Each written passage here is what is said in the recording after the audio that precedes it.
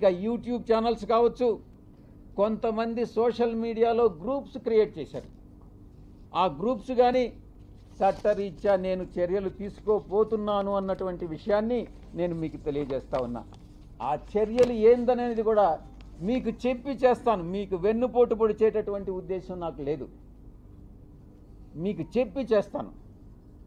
First మొట్టమొదటిగా మిగతా వాళ్ళని పక్కన పెట్టినా కూడా వంశీకృష్ణ అనే వాడిని మాత్రం నేను వదలను.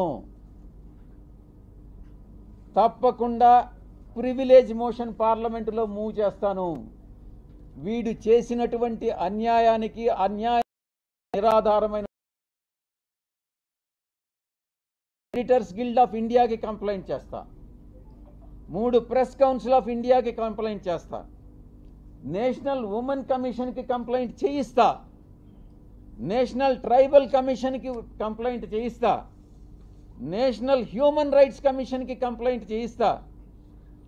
ఆంధ్రప్రదేశ్ ఎస్టీ కమిషన్కి కంప్లైంట్ చేయిస్తా. డిఫమేషన్ కేసు ఫైల్ చేస్తా. నేనే చేస్తా.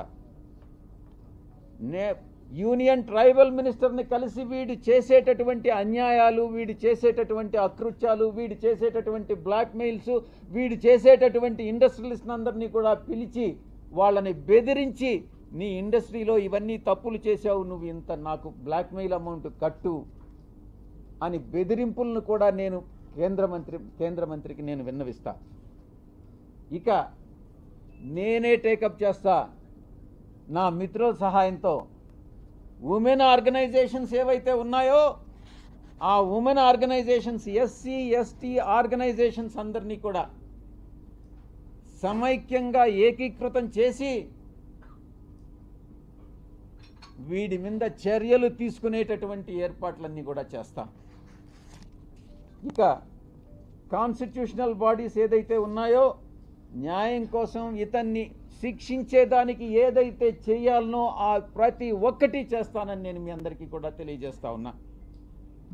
ఒక ఆడబిడ్డని, ఒక ఆదివాసీ బిడ్డని బజారు కీడ్చి నా వ్యక్తిత్వం మీద, నా ఎదుగుదల మీద, ఒక పేదలకి సేవ చేయాలి, ప్రజాసేవ చేయాలి అన్నటువంటి ఆలోచన కలిగినటువంటి నా మీద కుట్రవన్నీ ఈ యొక్క వ్యక్తి, ఈ వంశీకృష్ణ అనేటటువంటి వ్యక్తిని ఎటువంటి పరిస్థితుల్లో వదిలేదే లేదు అని నేను ఖరాఖండిగా చెప్తా ఉన్నా.